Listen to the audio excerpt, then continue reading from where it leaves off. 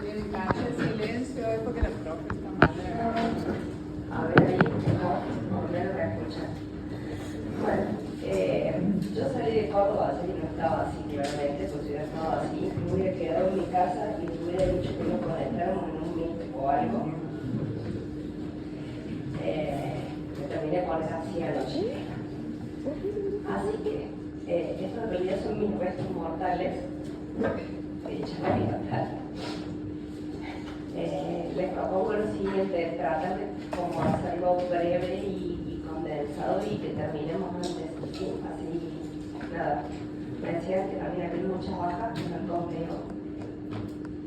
medio, entonces hacemos como, le damos un poquito de intensidad y terminamos temprano y después la semana que viene van a seguir trabajando con este tema, o sea que de último si te quedan dudas o quedan huecos, para la semana que viene van a tener que leer la Carta de Atenas. Después se los manda con tiempo y demás. Van a tener que leer la Carta de Atenas, van a tener que leer un artículo y van a tener que buscar material sobre el plan para Buenos Aires. Después se lo escribimos en un rinconcito, el plan para Buenos Aires, el plan regulador para Buenos Aires, que hacen Le Corbusier junto con los arquitectos argentinos Ferrari, Ardoy y Curchan, ¿sí? Ellos, Le Corbusier por su visita, quedan muy enganchados, vamos a ver una parte y ustedes van a trabajar en la definición del plan concreto. Entonces van a, con esos dos textos, más los planos que van a conseguir ustedes, trabajan la semana que viene acá, ¿sí? Los van a tener que traer leídos los textos. La parte práctica la hacen toda acá, ¿no es cierto, Ana? Los textos sí leídos porque no les va a dar el tiempo, ¿sí? La Carta de Atenas no es larga, es un poquito más largo el artículo, tal vez en todo caso. Vamos a ver, entramos en el video número 2, que nosotros le vamos a llamar consolidación de la modernidad, y dentro de ese tiempo vamos a tratar de ver qué pasó con la ciudad y el urbanismo en el periodo entre guerras, ¿sí? Entre la Primera y la Segunda Guerra Mundial. Le va a dar un pelitín de contexto porque es un tiempo muy particular. En Europa, la Primera Guerra Mundial dio por terminado todos los regímenes monárquicos e imperialistas, ¿sí? O sea, se acabó el imperio prohúngaro, se acabaron todos los imperios que había en Europa y pasaron a ser la mayoría de ellos repúblicas, ¿sí? O sea, la organización como la conocemos de Europa ahora, más o menos tiene que ver con lo que pasó entre la Primera y la Segunda Guerra Mundial. Otro hecho importante va a ser en 1918 el triunfo de la revolución bolchevique en Rusia, que también va a dar, que no es una consecuencia directa de la Primera Guerra, porque es una revolución en sí misma, que también va a dar por terminada el tiempo del zarismo, ¿no? El tiempo de las monarquías en Rusia. Otro hecho importante que es alrededor de la década del 30 es el arribo de Hitler al poder en Alemania, ¿no? Eso también va a ser un hecho decisivo porque va a cambiar la forma en que se van a enfrentar un montón de problemas a partir de esa ideología. También van a ir surgiendo otras ideologías de tipo totalitario, el fascismo y demás, pero la más importante va a ser el arribo de Hitler al poder en la década del 30. Y en Estados Unidos tampoco estaba fácil la cosa. En Estados Unidos el crack del 29, la caída de la bolsa en 1929, desarma o pone al descubierto todos los problemas del sistema capitalista. Se derrumba la bolsa, se derrumba la economía de Estados Unidos y el presidente Roosevelt, después del 21 de los 30 y demás, va a encarar un plan que se llama New Deal, nuevo trato, ¿sí? Que principalmente va a aludir o va a apelar a la gran cantidad de obra pública como una forma de salir de la crisis, ¿sí? Entonces, entre las grandes obras va a estar la presa Hoover, por ejemplo. Nosotros vamos a ocupar lo que tiene más que ver con algunos temas de vivienda. Luego, ese es un tiempo extremadamente complejo, no hay como tranquilidad en ningún lugar, todo está como convulsionado, todo está en efervescencia. Entonces, también esta caída de los regímenes monárquicos o imperialistas y el ascenso en algunos países de gobiernos democráticos de corte socialista va a hacer que eso también como una mirada particular a los grandes problemas olvidados de siempre, ¿no? Las clases sociales más bajas, que habían estado siempre protegidas, que nunca habían tenido acceso a la vivienda digna y demás, entonces va a haber toda una mirada en ese sentido, ¿sí? Bueno, ese es más o menos el contexto para que nos podamos meter ahora en lo que vamos a charlar un poquito. Ahí escribimos entre azul y rojo, porque vamos a estar observando particularmente los cian. Entonces ahí viene una periodización, esa periodización no es mía, es la periodización que propone el libro de Kenneth Frampton. Ustedes lo tienen digital dentro del sitio de bibliografía, ¿sí? Lo tienen completo el libro y casi al final del libro hay un capítulo específico sobre los cian. Entonces ahí yo les puse la periodicidad que él propone, las tres etapas que él propone. Yo entre la segunda y la tercera tengo mi mirada un poquito diferente. Para mí, en 6 ya se está cayendo la tercera etapa, pero bueno, eso después de todo esto ustedes lo pueden leer y pueden tener su propia mirada crítica del asunto. No es un texto largo, es un capitulito que va a tener 5 páginas. Muestra esto, entonces para que ahora podemos ir haciendo referencia y los tengan ahí como ordenados. Primero, antes de entrar como al largo proceso europeo, que es mucho más complejo, les muestro esto de Estados Unidos, que es lo que estaba ligado al proceso del crack del 29 y el posterior tema con el tema del housing y New Deal. Norteamérica a nivel urbano, durante este tiempo no va a fundar ciudades, no se va a ocupar de nuevas fundaciones, ¿sí? No se va a ocupar de problemas urbanos con la creación de más ciudades. Lo que vamos a ver son cómo las ciudades que ustedes ya conocen del siglo XIX o al principio del siglo XX van cambiando, y en qué términos van cambiando. Para los estadounidenses, la densificación siempre fue una meta buscada o una meta deseada, ¿sí? Esa densificación que va a estar asociada a la verticalización. Y vamos a ver la última imagen de este trabajo, que son 3 o 4 imágenes solamente, cómo se le contrapone de alguna manera la imagen de la vivienda de baja densidad, ¿sí? El suburbio, lo que en Estados Unidos se conoce como el suburbio o el housing. Ahí va. Entonces, fíjense, les puse un perfil de Nueva York, porque es una de las ciudades que estudiamos el año pasado, ¿sí? Ya cuando ya tenemos como la idea de cómo son las manzanas y demás. Y en el área del downtown, en la parte baja de Manhattan, de lo que había sido el núcleo original del asentamiento de Manhattan, comienza este proceso de verticalización. Fíjense que temprano, una verticalización que en un primer momento busca una altura pareja, o relativamente parejo, una escala bastante parejo.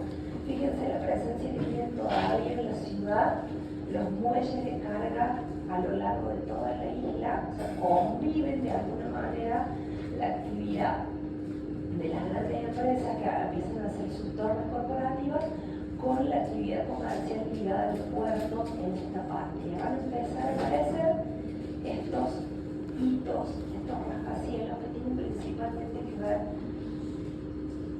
con que hasta el día de hoy lo pensamos el rascacielos como sinónimo de moderno, el rascacielos como sinónimo de progreso, ¿no? Que está como en el inconsciente, como que no nos podemos sacar mucho de la cabeza. Y entonces fíjense en la década del 30 cómo cambió en apenas 20 años entre las fotos que les mostré recién y esta foto, cómo cambió el perfil, cómo empiezan a aparecer todos estos edificios en la altura. Lo mismo sigue como con mucha presencia todavía en la actividad en los muelles. Esto está prácticamente desarmado hoy, ¿no? La actividad comercial de Nueva York no se encuentra Entonces tenemos una densificación y una verticalización principalmente aquí, en el área del downtown, que está ligado al mundo del comercio, al mundo de las actividades económicas, y aparecen otros por allá atrás, ¿sí? Como en el perímetro del Central Park, ¿sí? Que también empieza a tomar altura en ese sector, casi como una contraposición entre el verde y la densificación. El resto de la ciudad es que permanece como baja a una altura de 2 a 4 niveles. ¿No le llama la atención los perímetros? Digamos, la volumetría de todo el edificio, casi todos se escalonan. Eso tiene que ver con la normativa de la ciudad de Nueva York y con cómo se deben ocupar los lotes. Y ese escalonamiento tiene que ver con que, ¿se acuerdan que las manzanas son angostas y largas? No sé si lo tienen en la cabeza, de una forma de que hacer que siempre llegue la luz a las calles. Por eso se escalona el edificio para permitir el ingreso de la luz del sol a las calles y que no se convierta en una ciudad oscura abajo. Sí, por eso tiene ese perfil.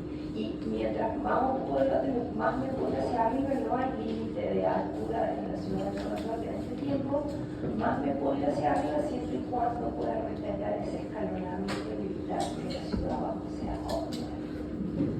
Y les puse como así un ejemplo puntual, porque ya tiene que ver con este desarrollo de los negocios y como algunas empresas empiezan a tratar de contraponerse o hacer frente a esto que había sucedido en el carácter 29, ¿no? La recomposición de las empresas también buscan hacer sus grandes sedes y demás y de esa forma reactivar la mano de obra y demás a través de las construcciones de las grandes sedes de las empresas, ¿sí?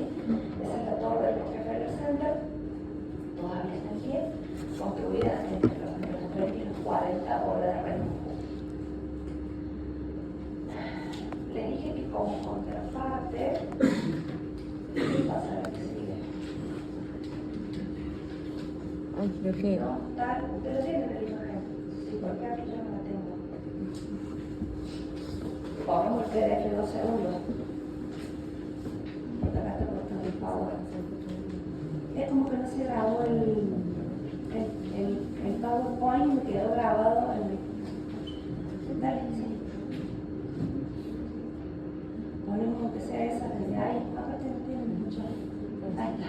Bueno, miren como que se está 2 minutos desde acá. Que no se quedó como desarmado en el... Después pone pantalla acá. Bueno, gracias Cami.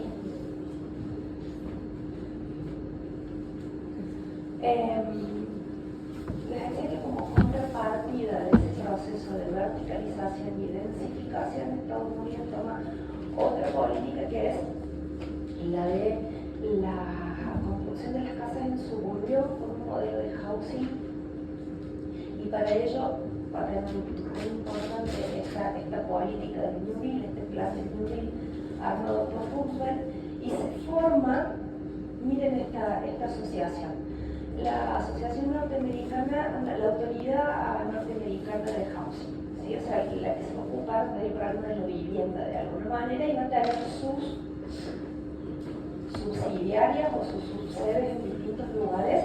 Este es el afiche de la de Cleveland, ¿sí? Miren la imagen. Primero, casas de baja renta, ¿sí? Para familias de bajos recursos que sueñan con acceder a la vivienda propia, para lo cual hay una línea de créditos que es casi la madre de la forma de la hipoteca estadounidense de hoy. Vieron que los estadounidenses compran con hipoteca que pagan a 30, 40, 50 años y demás.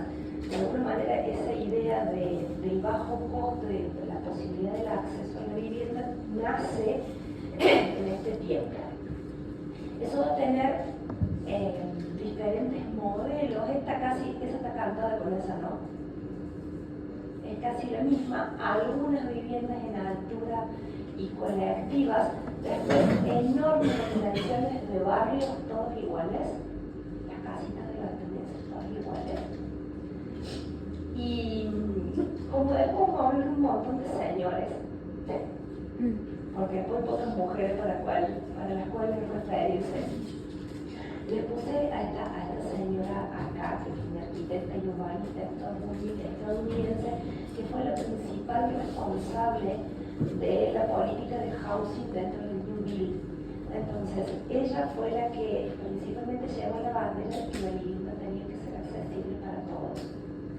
Y tal vez como mujer dentro del contexto de los profesionales, yo a veces cuando miro las cosas de la conducción digo, ¿cómo se nota que no tenía ni un chiquito para que jugara y le ocupara los espacios y no entendiera nada, ¿no? O sea, me parece que esta señora como mujer entiende perfectamente la problemática de el acceso a la vivienda propia y demás. Entonces, ella le pone mucho hincapié a la política que está por detrás, pero también se ocupa fuertemente de toda la parte proyectual.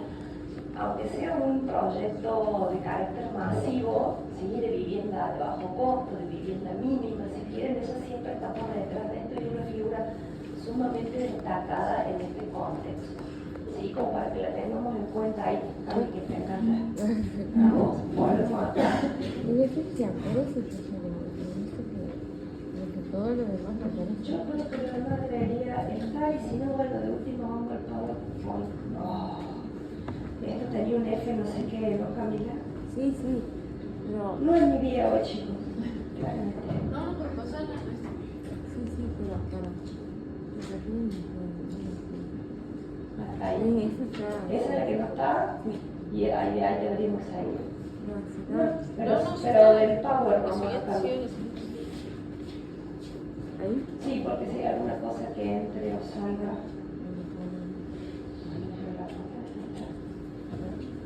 Ese que era. Bueno, el contexto lo vamos a ir ahora con una escala, o con algunas escalas de discurso, pero tengo texto acá adentro y creo que Julio lo va a hacer leer al final de clase.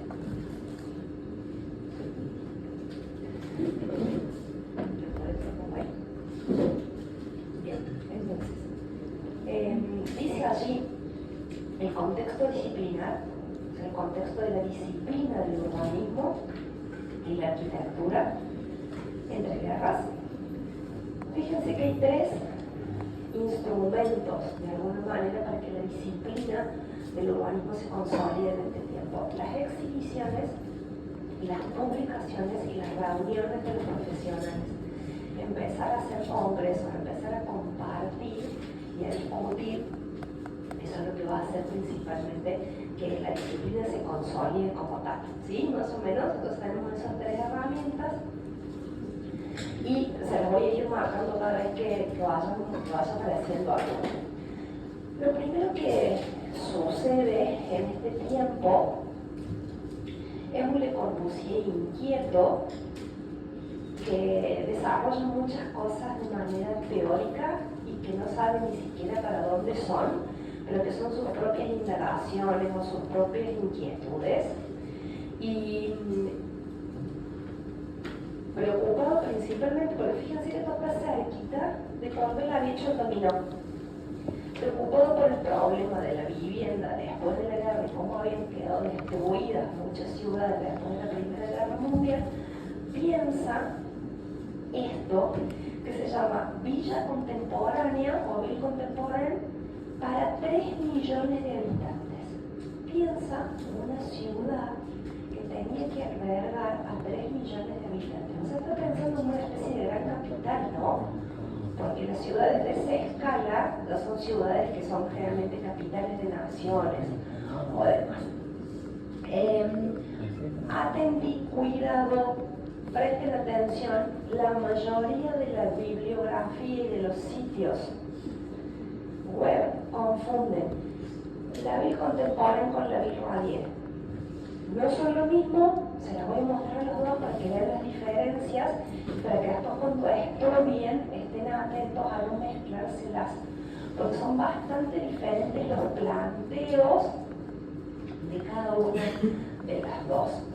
Fíjense que en este planteo de Le Corbusier todavía si uno lo analiza, olvídense como aquella imagen, olvídense la imagen de la maqueta. Miren esta imagen. No tiene todavía casi un trazado del siglo XIX, con diagonales, un gran centro, ¿no? Todavía de alguna manera hay muchas reminiscencias de un urbanismo francés ligado a aquella cosa. Claro, después cuando él lo piensa en altura, piensa otra cosa. Pero el trazado todavía es un trazado que está muy ligado a la tradición urbanística del siglo XIX. ¿Cómo piensa esta ciudad? Con un centro, está por acá, pero es un centro vacío, un centro que está por acá, en donde se ubican todos estos edificios en altura cruciformes, ¿sí? En forma de cruz, porque considera que esta forma de cruz es la que permite que casi la mayoría de los ambientes tengan ventilación y luz natural, ¿sí? Al tener mayor superficie expuesta, tienen mayor iluminación y ventilación, y esa sería para Le Corbusier el área de trabajo, ¿sí? Sería el centro donde estarían las oficinas, donde estarían las distintas dependencias donde la gente trabajaría, ¿sí? Luego arma como una especie de rombo, acá, ¿lo ven? Ahí en la maqueta. Como ese rombo con diagonales, y piensa en estas tiras que son como un zigzag.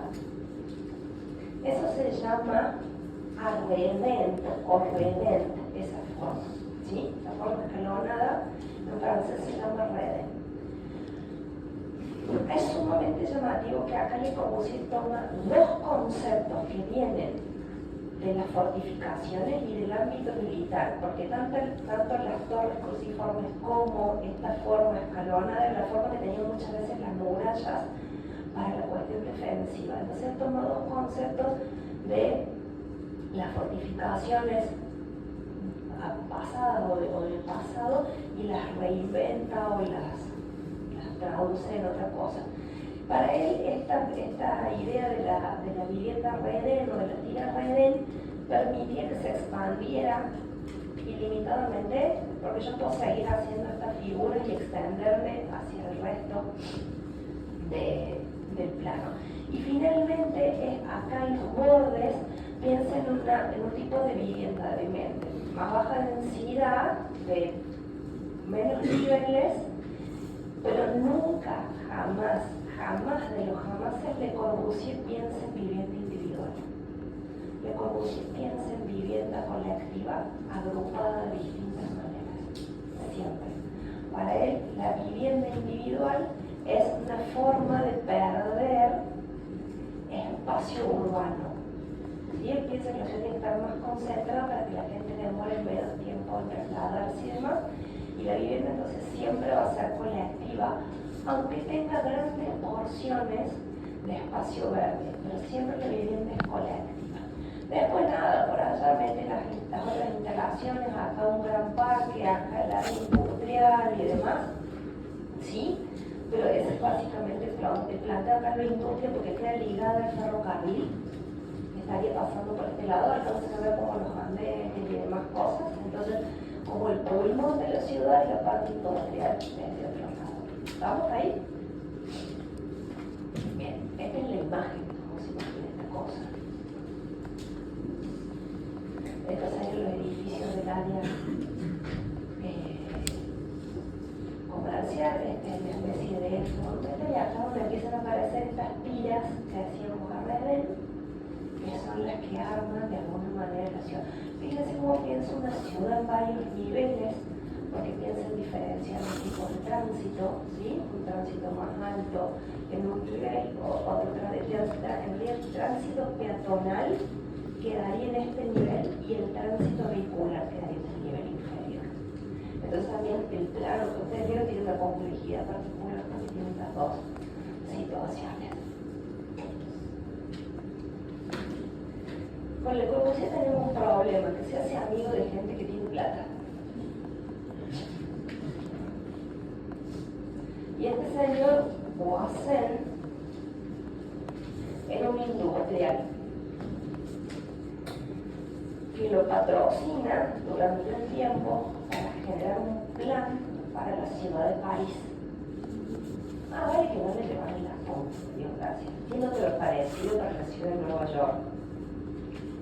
Después si tienen que la buscan, ¿no? Porque también para mirarlo un rato largo. Entonces, como si fuera el varón de Haussmann en pleno siglo XIX, Le Corbusier plantea una especie de tabula rasa donde tumbaría medio París para instalar esto. Para que nos ubiquemos dónde estamos, porque ustedes a París lo manejan bastante. Esta es la isla de la Cité, la isla donde está la Catedral de Notre Dame, y esta que está acá es la Plaza de la Estrella, la Plaza de la Toile, donde está el Arco de Triunfo. Se carga media París histórica, como si nada. Este parcelamiento es irracional, la ciudad vieja es irracional. Entonces, hagamos de París una ciudad moderna. El concepto de moderno de Le Corbusier a veces pone nervioso. Entonces plantea esta gran avenida. Sí, acá hay una serie de edificios que tienen que ver con ese mismo sentido de lo cruciforme, de lo que tiene que ver con los negocios, y después núcleos de viviendas y demás, y así arma esto, que es lo que se imagina el que tiene que ser París. Por ahí le queda la Torre Eiffel. Se lleva puesto todo.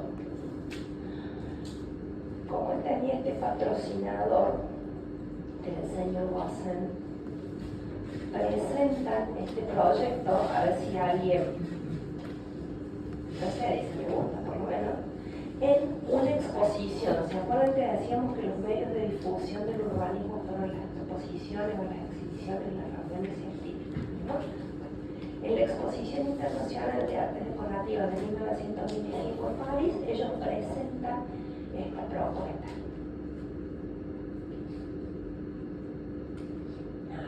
¿Qué quieren que les diga?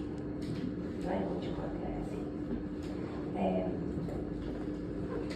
Estaba leyendo para Arnold esto, o estaba repasando de este cuadro, estaba leyendo el libro de Kenneth Frampton.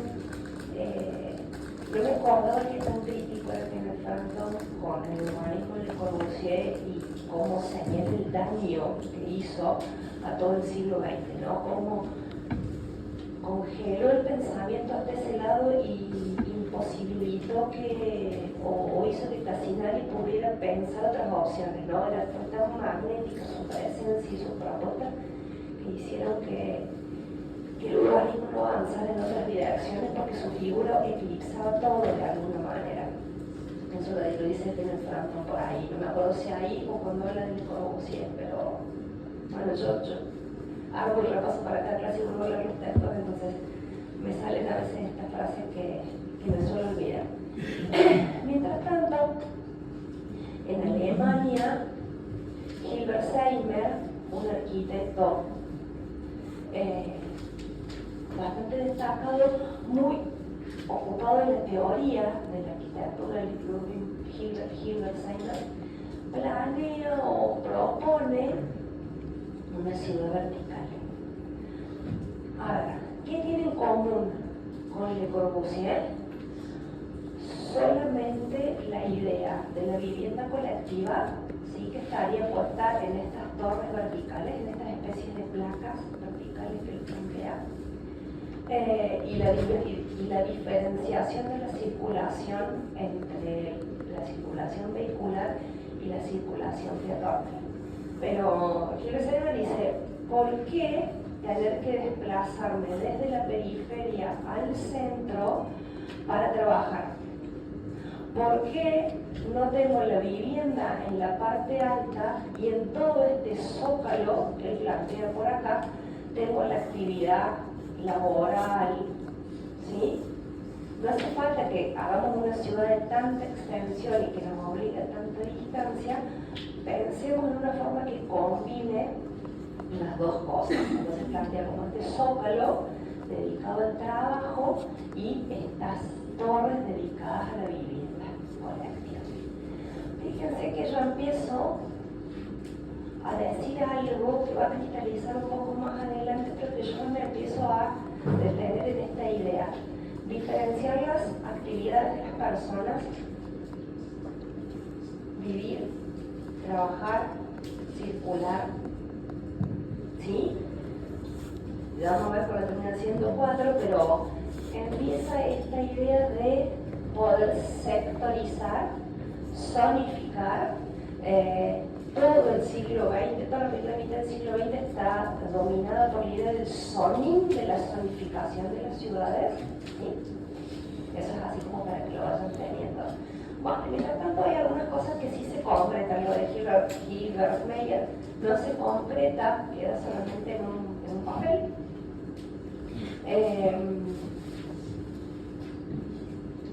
Pero en Alemania, en esta Alemania que había dejado de ser la República de Weimar y demás, y donde los trabajadores cada vez tenían como más protagonismo, empiezan a construirse algunas colonias que tienen que ver con colonias de viviendas para trabajadores, ¿sí?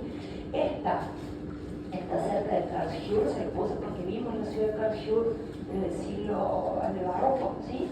Esto es un conjunto de viviendas, una colonia de viviendas, fíjense, se organizan como en tiras, no tiene demasiado interés, pero para que puedan ir viendo cómo esto va apareciendo y se va materializando, que no va quedando solamente en el mundo de las ideas. Y fíjense quiénes son los personajes que se ocupan de esto.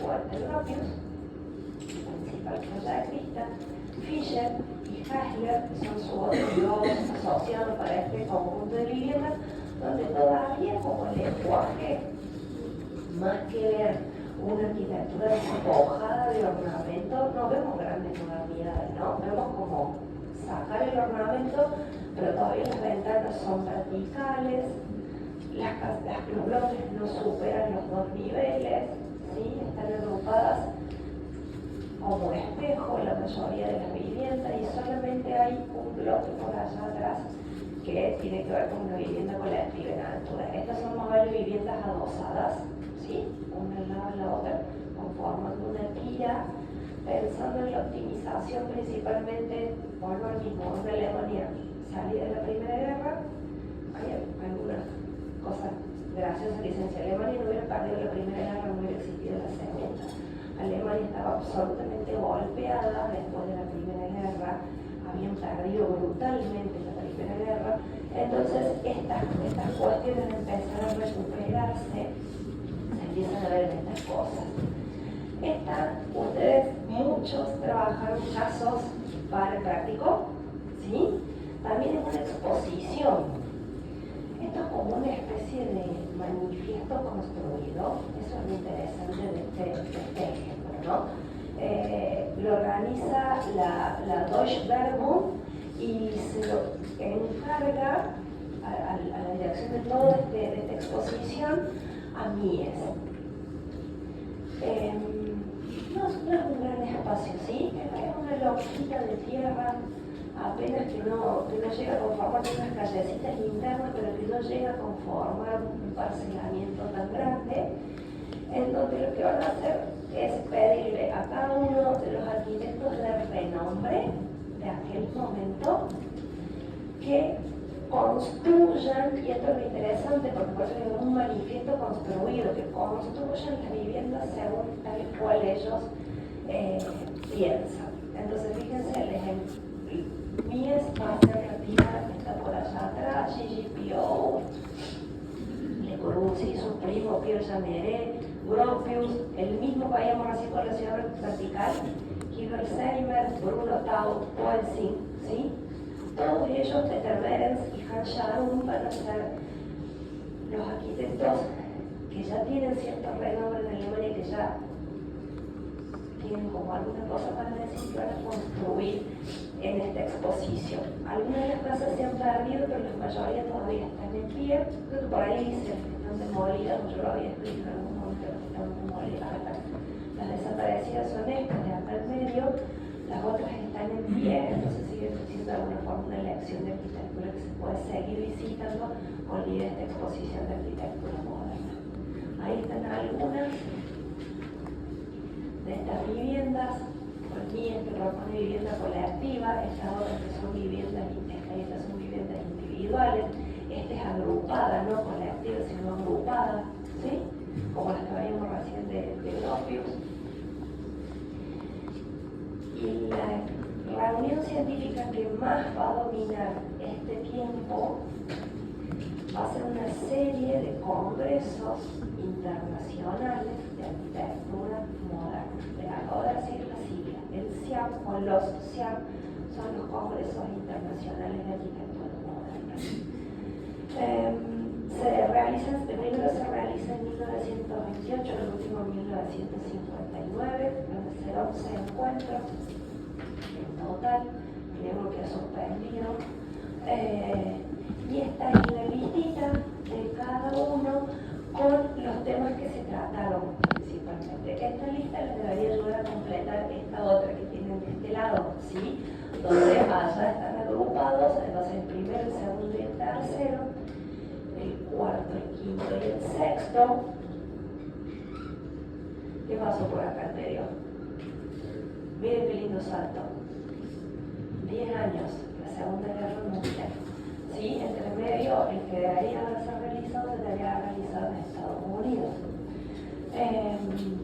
Y bueno, después lo vamos a ir viendo un poquito, aunque lo vamos a concentrar como temas problema en los primeros, ¿sí? Porque es ese tiempo entre guerras. Nosotros se los voy a mostrar como para que sepan cómo va a estar disolución, pero lo vamos a jugar en la próxima unidad un poco de lo que sucede a partir de esta disolución. Bien.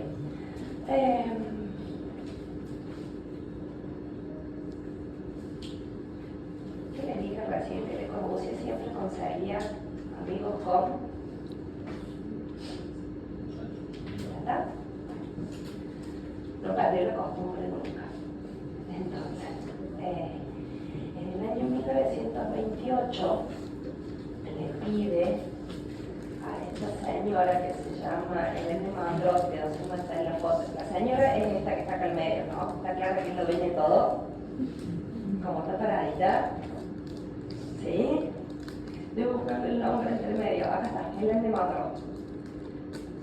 Ella es propietaria en Suiza de una casa como de veraneo, una casa solariega. Entonces ella pone su casa para esta primera reunión del CIAM, que es un poco una reunión preparatoria, una primera reunión inicial, ¿no? Lo principal que sucede ahí es que se discutan los temas que se van a tratar en los subsiguientes CIAM.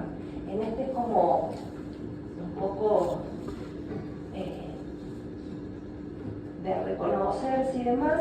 Los arquitectos que participan son casi todos de nacionalidades europeas, ¿sí? Fíjense, consiguen uno que no sea europeo.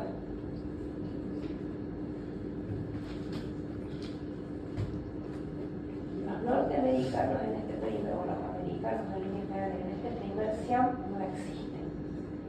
Los europeos se están mirando a sí mismos con su problemática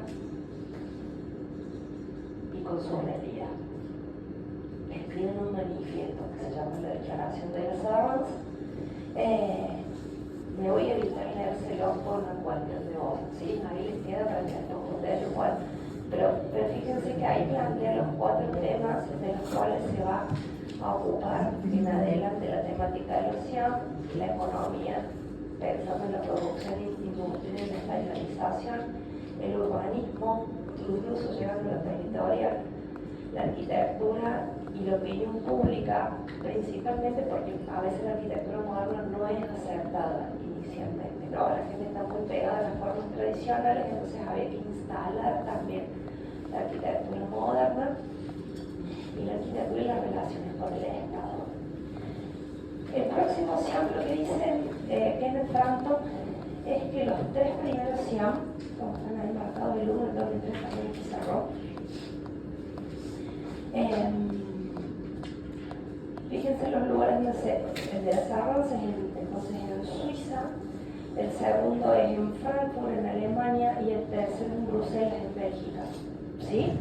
Esos son los escenarios de los 3 primeros, y dice que que están dominados por una ideología radical y socialista de los alemanes. Digamos, el escenario de alguna manera lo dominan los alemanes con estas cosas que habíamos visto, la exposición de la Deutsche Bank, los barrios que se estaban realizando. Entonces ellos dominan de alguna manera la discusión teórica y técnica.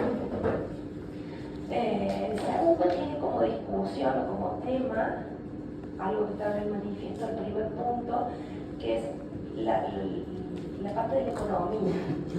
En este sentido, ¿cuál es? Y ellos experimentan, y eso se dedican durante todo el tiempo del Congreso a cuál es la unidad mínima para que una vivienda sea tal. No es que la vivienda mínima, así como cuáles son las características mínimas que tiene que tener una vivienda para que sea tal, para que sea habitable. Entonces experimentan y generan un montón de opciones pensando en cuáles podrían ser esas condiciones. Y una de los textos que se van produciendo, cada CIAM produce un texto. Lo siento, si el texto que se van produciendo, si uno lo pudiera leer, no sé, en alemán, aparece, por ejemplo, ¿cuál sería la cocina mínima? ¿Qué sería lo mínimo que tendría que tener una cocina? Un dormitorio uno entiende, ¿no? La cama y un espacio para... Pero ¿qué es lo mínimo que tiene que tener una cocina cuando todavía las cocinas no tenían las comodidades que tenemos nosotros ahora? ¿Sí? Entonces piensen en cocinas como todavía con otras tecnologías, con otras formas de heladera. Piensen en un montón de cosas. Entonces, ¿cómo tenía que ser esa cuestión mínima de cada uno de estos espacios? ¿Sí? Entonces esas son algunas de las exploraciones como para ilustrárselos. El tercer CIAM que les dije es en Bélgica. La discusión es métodos constructivos para las casas bajas, medias y altas, y acá la discusión la lleva principalmente Gropius. ¿Sí? El que va a la cabeza en estas jornadas es Gropius, que empieza a pensar en cómo deberían ser, o sea, en la discusión entre estos modelos que habían propuesto Le Corbusier, Gilbert Meyer, o el modelo de menos densidad que de alguna manera están desarrollando o están pensando los estadounidenses. Entonces esa terminaría siendo la discusión, si las casas tienen que ser bajas o individuales, ¿sí? O a lo sumo dosadas como el modelo que más tienen ellos, de altura media o grandes torres de habitación. Bien, vamos a lo que pasa en la realidad. Vimos estas tres reuniones y qué va pasando en la realidad. Esto, si tienen un ratito de tiempo, investiguenlas, porque fueron declaradas en el 2009, creo, Patrimonio de la Humanidad. Son 6 barrios en la ciudad de Berlín que se establecieron como colonias barrios obreros, ¿sí? Entonces yo acá les tengo un solo sector, hay una placa en la ciudad de Berlín con todos los puntos, que son los que tienen que ver con la Declaratoria de Patrimonio de la Humanidad, y puntualmente, fíjense lo interesante, porque una vez me resulta interesante. La colonia es de la fábrica Siemens, ¿sí? La colonia es para los empleados de la fábrica Siemens. Pero ¿quién construye todo? El Estado. Quien se ocupa de la vivienda para los trabajadores de la fábrica Siemens es el Estado. Después detrás de esta cuestión del bajo costo, de la financiación, demás, pero quien se ocupa de la construcción de la vivienda es el Estado. Insisto, luego, la mayoría de estos arquitectos alemanes estaban vinculados a través de una especie de asociación que se llama Der Ring. Ese nombre que está ahí, Der Ring, es una asociación de arquitectos donde participamos la mayoría de ellos, donde estaba dentro de esta asociación Hans Jaran, que es el que se va a ocupar de la planificación de este complejo puntualmente. Y Y después otros arquitectos como Gropius, Haring, se ocupan de los diferentes complejos de vivienda, ¿sí? De las diferentes partes del conjunto. Entonces, fíjense,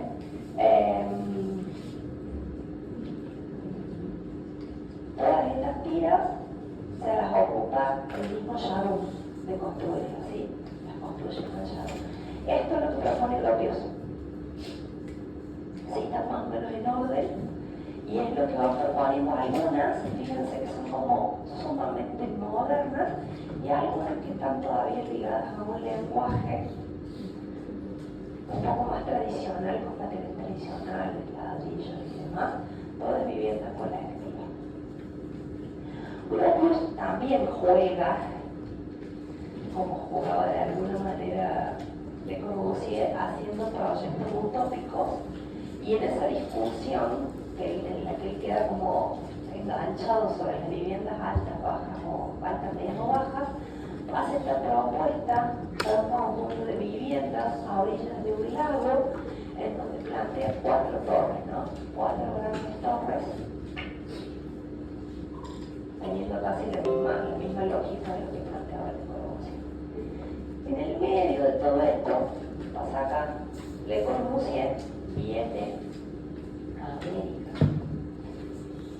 En un viaje en este recorre Brasil, Colombia, llega a Argentina, y como un tipo extremadamente inquieto, va bosquejando o va haciendo pequeñas ideas para cada uno de los lugares que más me impresionan, ¿no? La de arriba es la propuesta para Río de Janeiro. Mírenla porque después va a ser la base de la cual va a desarrollar una propuesta mucho más amplia, que es la propuesta de Argel en África. Pero dice Le Corbusier que si Brasil tiene toda esta especie de territorio intermedio entre los morros, ¿no? Río de Janeiro está entre los morros y la costa, ¿sí? Más o menos, ¿ahora o no? Río de Janeiro está entre los morros y la costa. Entonces él dice que bien, ya que eso tiene un enorme desarrollo lineal, lo que él se imagina es esta especie de cinta. Aquí es donde yo digo que estaba tomando el tiempo cuando dice la cosa que dice. Esa enorme cinta es una enorme autopista, porque él nunca deja de pensar en el automóvil, que está sobre nivel, ¿sí? Está bien alta. Y abajo de la cinta hay 7 niveles de vivienda. ¿Saben qué lindo vivir abajo de la autopista? Está bien, la densidad de autos que había en 1929 está bastante lejos de la densidad de autos a la que llegamos ahora. Pero con cariño, ¿no? Si lo pensamos desde el urbanismo actual, no. ¿Y qué otra cosa piensa? Porque él ya había planteado sus 5 puntos. Que todo esto queda sobre pilotis, entonces el paisaje sigue pasando por debajo de esa cinta. Díganme lo que quieran, porque ya digo que ya le hice pelota yo, así que ustedes pueden pasar la pelota con confianza. Para San Pablo, como San Pablo está como en un terreno más ondulado, ¿sí? Plantea algo que no tratan de crisis, plantea algo que no tratan de Hobbes, de aquello, nada más que con un poco más la racionalidad, plantea como una especie de carro y de puma, ¿no? 2 grandes vías, con el mismo planteo, ¿no?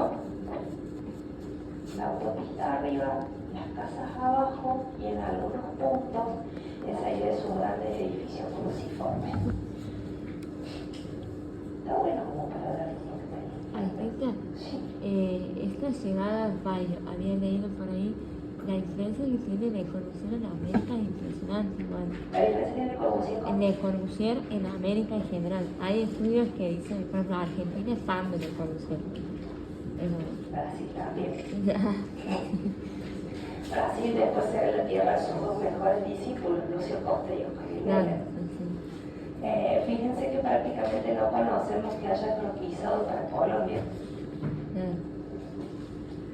algún dibujito será, pero digamos no prende la idea y no se difunde después porque hay lugares en los que Claro. decimos no. Claro, pero hay otros lugares que Le Corbusier no, o sea, no tiene tanta influencia, y eso a lo largo de la historia. Digo porque las mismas universidades y todo, hay arquitectos que siguen con la misma influencia de Le Corbusier. Exactamente. Eso. Que lo siguen defendiendo como si fuera Sí, sí. el dueño de la verdad, este buen hombre. Y llegó a la Argentina, como dijiste vos. Llegó a la Argentina y ella había estado en Nueva York y había quedado subyugado por la idea de los rascacielos estadounidenses, ¿no? Que tenían una libertad compositiva que él no permitía, ¿no? Porque eran todos diferentes, todos distintos autores, él creía en esa homogeneidad de lo urbano. Entonces él dice, si Nueva York es como esta especie de faro para América del Norte, Buenos Aires estaría destinada a convertirse en el faro de América del Sur. Y hace estos cortecitos como medio fuera de escala, porque ahí de repente los limita, ¿no? Como que los corta. Acá está el Pacífico, la cordillera, la Pampa. Nos lleva todo puesto, ¿no? La Pampa, Buenos Aires, y lo que él se imagina de que debería ser el puerto de Buenos Aires y ya le mostrar qué es lo que piensa ahí, ¿sí? Por ahí va la cosa, los avioncitos, ¿dónde tendrían que terminar los aviones? Ojo. Esa es la imagen que pinta Le Corbusier, cómo él se imagina, porque él llega en barco, de cómo se imagina que debería ser el skyline de Buenos Aires. El Río de la Plata, la Pampa chata y estas torres que funcionan como una especie de faros, bodeguitos. La L le explicó en el borroneo que hace, porque estas cosas Le Corbusier en una serie de charlas. Y no había quizás un estudio que tenemos nosotros ahora, entonces a él le ponían esas cosas con papeles y él garabateaba y daban vuelta en la hoja, se ubican y bueno, estas cosas son los garabatos que él hacía mientras daba las conferencias. No son dibujos pensados así como mientras él iba hablando y le iba diciendo a la gente lo que él se imaginaba, él iba como si tuviera un pizarrón rayoneando. Entonces tienen como esa cosa de croquis de idea de ir pensando mientras hablas. Entonces dice, acá está Buenos Aires, la ciudad, fíjense, ya la pasa con todas las tramas como está Buenos Aires, ¿no? Con todas las tramas que se van acomodando como se puede. Entonces él dice, este es el puerto, se lo imagina mucho más importante. Una isla donde tendrían que ir esos edificios cruciformes que él se imagina, la isla de los negocios, donde deben instalarse las torres corporativas de casi todas las empresas que tengan relación con esto, y sigue más allá y pone el aeropuerto sobre el Río de la Plata. Vos, Anita, no sos tan chiquita, tampoco sos tan grande, pero vos te acordás de la época de Carlitos Menem quería hacer el aeropuerto arriba del Río de la Plata. Digo, ¿cómo hay cosas que prenden, esto que vos decís, Camilo, que prenden en el ideario y se aferran, ¿no? Y es una barbaridad lo que dijo Le Corbusier, y era un croquisito de ideas y lo discutimos hasta los 90. Lo discutimos en Argentina por 60 años, como una posibilidad viable. No somos Dubái, no tenemos, te decía todo atrás nuestro, vamos a hacer un puerto donde se nos cante, porque tenemos toda la Pampa por detrás. Bueno, y acá plantea algunas cosas más que ya después las van a ver mucho más desarrolladas cuando ustedes analicen el plan que él te realiza junto con Kurchen y Harold. ¿Qué pasó acá? ¿También me faltó una? Sí. Oh, me parece que vamos a terminar dando la del favor del PDF. Pero creo que cuando se puede, porque si no, ahí me hacemos. ¿Quieren que hagamos un corte? Mientras nosotros como vamos esto, hacemos un corte. Perdón, ahí va. 15, 20 minutos, así.